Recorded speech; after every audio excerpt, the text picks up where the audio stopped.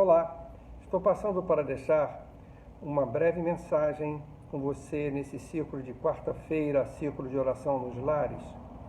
E o tema da mensagem é o princípio de Gósen. O princípio de Gósen. Gósen é o nome da terra onde o povo de Israel se estabeleceu no Egito.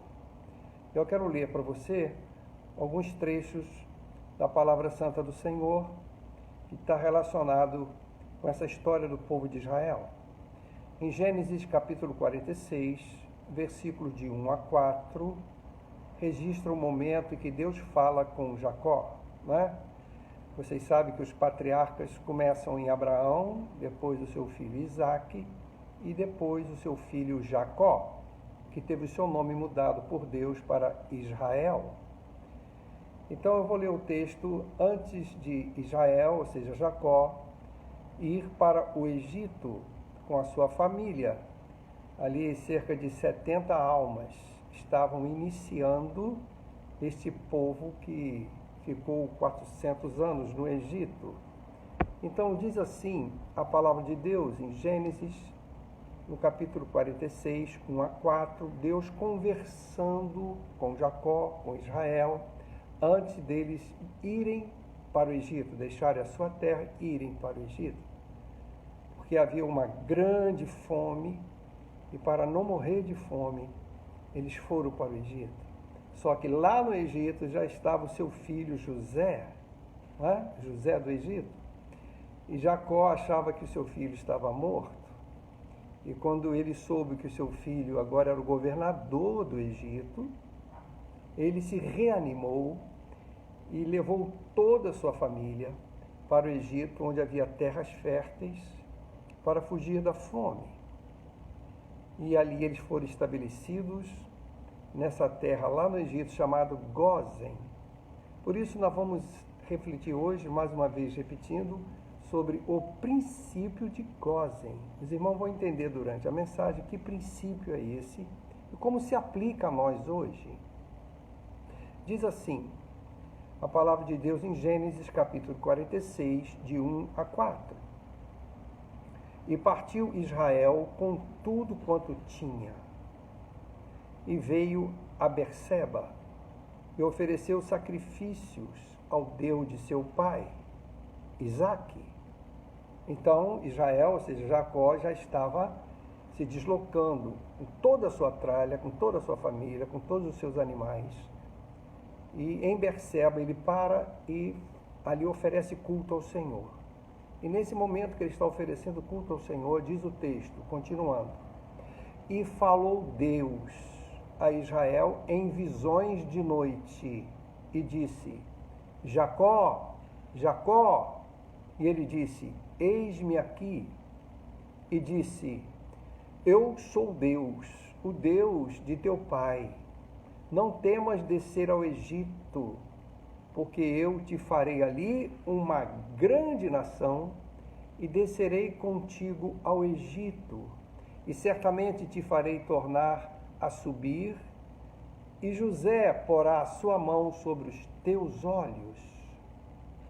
Então esse pequeno trecho nos mostra Deus falando com Jacó. Quando Jacó está em viagem para o Egito, o Senhor vem e reforça para ele que ele seria abençoado, em que pese serem apenas 70 almas que iam chegar no Egito, ali eles iam se multiplicar.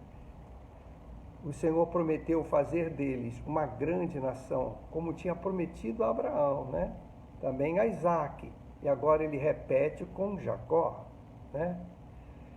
E ainda disse que ele ia morrer no Egito e que o filho dele, José, é que ia fechar os olhos dele. O outro trecho está no capítulo 47, nos versos 27 e 28 de Gênesis. Diz assim: Assim habitou Israel na terra do Egito, na terra de Gósen, e nela tomaram possessão, e frutificaram, e multiplicaram-se muito. E Jacó viveu na terra do Egito 17 anos, de sorte que os dias de Jacó, os anos da sua vida, foram 147 anos. Viveu bem, não é? 147 anos. E o texto nos diz que ali eles se multiplicaram muito na terra de Gósen. E foram 400 anos. 400 anos no Egito. Até que chegou o momento em que o Senhor, nosso Deus, ouvindo as orações, os clamores do povo, que sofria muito devido à escravidão que eles estavam passando, o Senhor mandou Moisés libertar o povo. E para que Faraó pudesse deixar o povo sair, o Senhor foi punindo o Egito com 10 pragas. Gradualmente, cada praga ia trazendo dores mais profundas ao Egito. E há um momento desse texto, desse momento histórico, em que eu queria ressaltar algo que é muito importante, quando Deus orienta Moisés para falar com Faraó, para deixar o povo dele sair do Egito. Já era hora de sair do Egito. O povo entrou com Jacó, Jacó faleceu, o povo se multiplicou muito, e agora chegou a hora de sair. E Deus usa Moisés como libertador para falar com Faraó.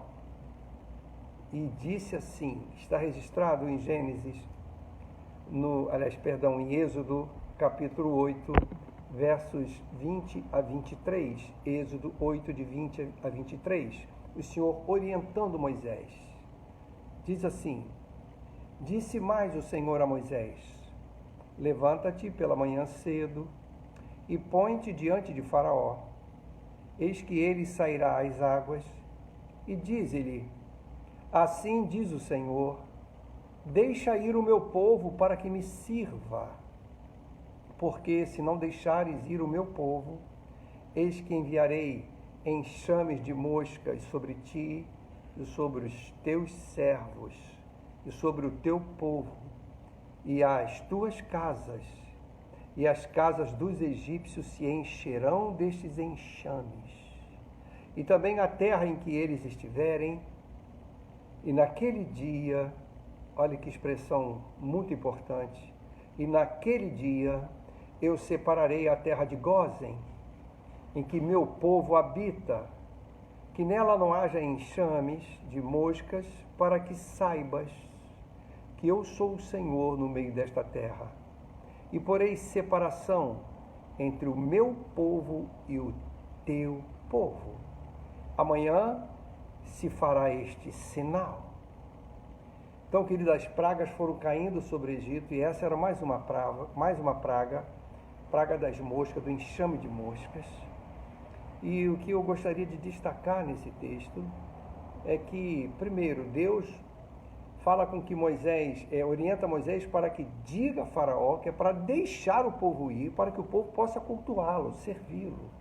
E lá no Egito não é lugar para o povo servir, na escravidão. Ele tinha uma terra preparada para esse povo.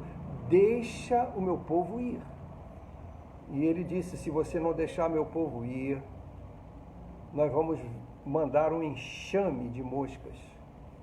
E essas moscas vão estar em todos os lugares, atordoando a vida dos egípcios.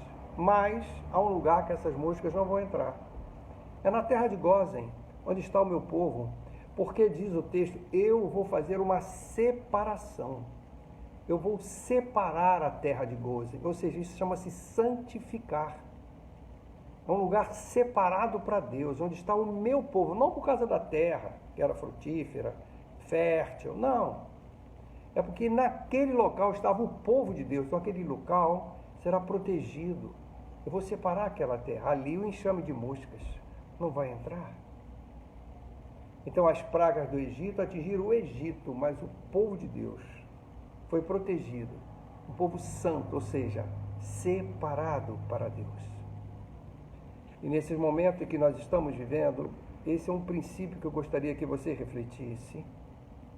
O princípio de Gósen nos ensina, primeiro, que Deus tem um propósito para o seu povo. Antes de chegar no Egito, Deus falou com Jacó e disse: olha, você deve ir sim para o Egito. Lá eu vou fazer de vocês uma grande nação, vocês vão se multiplicar muito. Deus tinha um propósito para aquele povo, e o propósito de ver aquele povo se multiplicar, e depois levar aquele povo para a terra prometida, para servir a Ele. Deus tem um propósito, mesmo que tenhamos que passar por momentos difíceis, por momentos de Egito. Ninguém gosta de estar em terra estranha, uma cultura estranha, que não respeita o teu Deus, né? Que zombam do teu Deus, uma cultura idólatra como a do Egito. Mas o povo de Deus passou ali 400 anos, sabe, irmãos? Deus tem um propósito. E nesse propósito final, que é levar o povo para adorá-lo na terra prometida, às vezes precisamos passar pelo Egito e não entendemos isso. E esse é o momento de Egito que nós estamos passando em nossa sociedade. Outro ponto que eu gostaria de destacar, que esses textos me inspiraram, é que o Senhor, através desse princípio de gozem, nos ensina que Ele tem um propósito de fazer o seu povo se multiplicar. Sabe, queridos, o povo de Deus é um povo que deve se multiplicar. A igreja do Senhor, que é esse povo de Deus, deve ser uma igreja multiplicadora. Esse é o propósito de Deus. É que essa igreja cresça, levando mais e mais vidas a se tornarem filhos de Deus, servos de Deus, santificados, separados para cultuar a Deus. Este é o segundo princípio. O primeiro, então, é que Deus tem um propósito. Tudo que Ele faz, Ele tem um propósito. Essa pandemia tem um propósito. Mas mesmo que estejamos passando por esse Egito, nesse momento, nós sabemos que Deus deseja, o propósito de Deus é ver o seu povo se multiplicando, um povo separado, um povo santificado para Ele. E esse princípio de gozem também me passa, finalmente, um terceiro ponto, que é o cuidado de Deus.